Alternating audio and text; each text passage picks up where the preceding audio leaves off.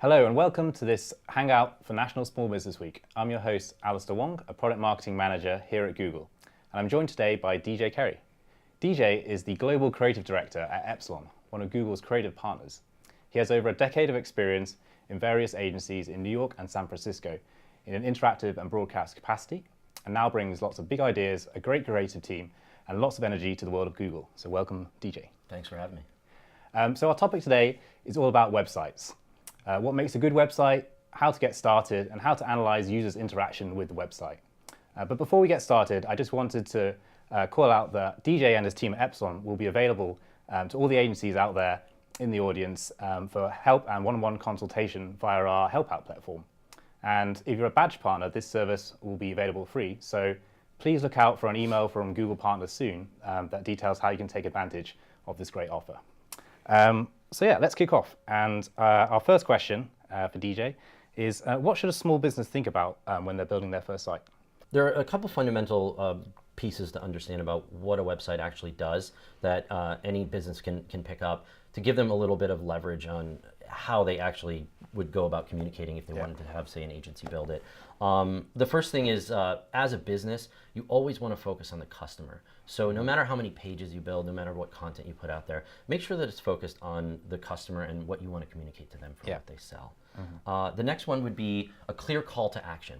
And by call to action, I mean, where's the big button that I press? It's really surprising that a lot of websites don't have really smart navigation, or the links are baked into some corner that's hard to reach. Make sure you have a big button that takes them to where you want to have them go. And can we test those sort of things, like which is the most optimal position to put the button, and like can you maybe talk about like that as well? Sure.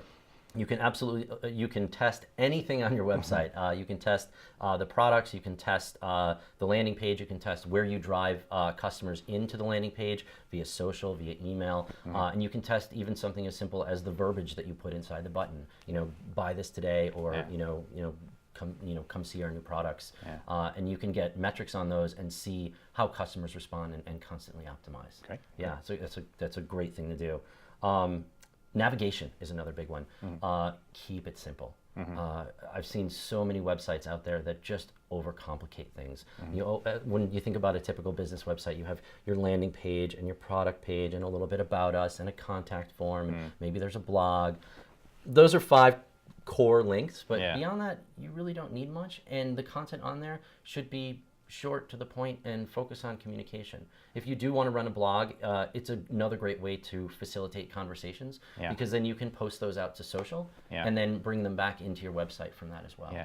Maybe can you, have you got any points to talk about content of the blog, and like how a company can think about like curating content or creating great content? Content curation is a very, very big thing. As you know, in the last handful of years between WordPress and Tumblr and Squarespace, everybody's gotten into the content communication bandwagon. One really great thing you can do around a product or service as a business is to not only talk about the product or service. I'm sure that every business has something to offer beyond what it is that they're actually selling. Thought leadership is a really great topic. What do you feel passionately about? How does that relate back to your business? Those kinds of things offer tremendous insight into not just what you're offering, but who you are as a company. And there have been studies that have been showing more and more that personal relevance is a really big selling factor. So even if you are a business and you're purchasing from another business, or you're looking to just sell something, if you can tug at the heartstrings a little bit, if you can connect with someone on more of a personal level, they tend to respond more favorably. So the content that you want to communicate is much broader than the product itself. I guess social could feed into that, etc. as well. Yes. In terms of talking to the individual.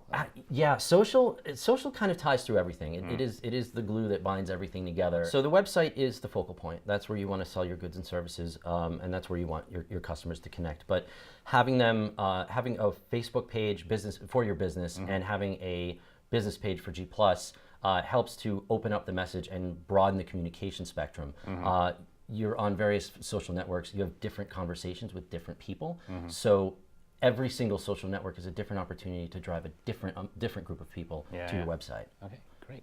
Some other opportunities would be newsletter signups and contacts.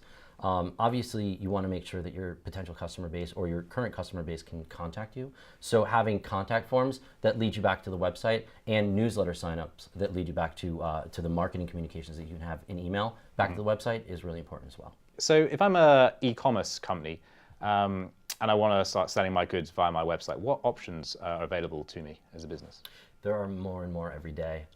You can always go with the tried and true payment gateway, where you sign up with a service, PayPal, there are a number of others, and you can accept transactions through your website that way.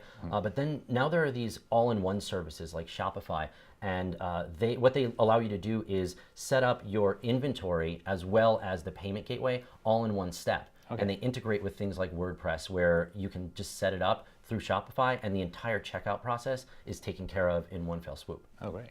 So users are accessing the web now from a variety of devices. They've got desktop, now they've got tablets and their mobile.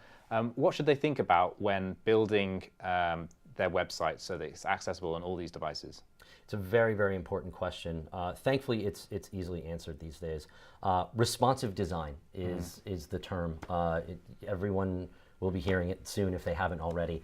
What responsive design allows you to do is take one website that's built for a desktop, and it automatically reflows for the different size devices. Okay, so if I'm looking at it on my desktop, it's open, it's multiple columns, and then if I load it up on my mobile device, it folds down and it stacks inside the device. Okay. The nice thing about responsive design is that it's only one build. You just build the site one time, and it automatically takes care of the rest.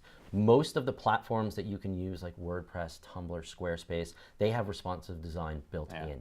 So it's not really a difficult task to accomplish, and it makes it so you're much more relevant because people can actually communicate with you, buy your products, and do everything that your regular desktop site would on your mobile device. Okay, great. And should they think of it from mobile first, though? Because I imagine if you're an e-commerce company and you have a payment process, you know, on the desktop world, you were capturing a lot of information like address, all the phone stuff, a lot of information that maybe wasn't necessary for actually to process the payment. Yes. Like, should that be simple? Should that be simpler? And should the business think about how much data they are collecting, and is it necessary to collect all of it? Because sometimes that can be off-putting in the flow process. Absolutely. You know, it's kind of a hot button topic these days about how much data you collect, and how much data you actually need to facilitate the transaction. General rule of thumb from a usability standpoint, less is more. Obviously, we want to have more data so that we can capture more metrics and impressions of who our customers actually are. But you're absolutely right. There is a fine line. I would err to the side, especially if you're selling a product, just capture the information that you need. The financial, maybe a little bit about them, but you do have other options to capture data about your customers. Feedback forms, contact forms. You can even do chats. There are hangouts that you can do with your customers. There are a lot of different ways to capture data about them. So in terms of transactions, I would say keep it simple. Okay, so I'm a small business. I built my website. Everything's going well. How do I know that it's actually working for me? What things can I do to find out more information or data behind that? Getting more sales would be the first one. So on the website, you can do a number of things. Google Analytics is a fantastic tool. It's free. It's very easy to connect to your website. It will tell you how many people visit, where they click, what they do, if they buy. It's a great thing to set up. Can be a little bit complicated for people that don't have the website knowledge, which is why agencies actually provide good services to do things like that. Another one is search engine optimization. Okay. This is huge, and it's also extremely complicated.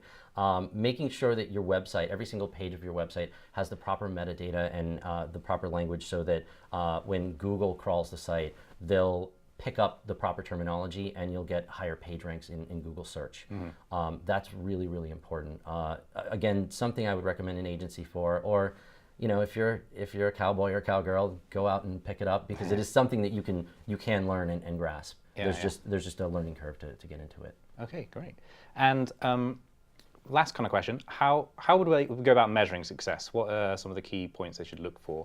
Obviously you mentioned sales, that's kind of the obvious one, but how would you, some other ones that maybe you can talk about? Yeah, so obviously sales are the most important. Again, email marketing is still really, really huge, and it gives you the opportunity to have a direct conversation. It's a one-way conversation, but it's a great way to market, and it's a great way to generate buzz. So having a newsletter sign up and using an email marketing tool like MailChimp is a really, really great way to test. And they have great metrics built in, so you can see how many people sign up, how many people click, how many people come back to your site. So that's a really, really great opportunity there. Cool, fantastic. Okay, thanks very much, DJ. There were some really good insights into designing a website and what the key things to look for. So DJ and his team will be available for the next half hour after the Hangout to answer all your questions on the community. And finally, I'd just like to mention one last time that Epsilon is available for one-on-one consultations now with all the agencies out there to help you really understand website design, tracking, etc. This is via our new Help Out platform. And again, if you're a badge partner, you have free access to this. So please look out for an email this week from Google Partners with details on how to take advantage of this offer. Thanks very much.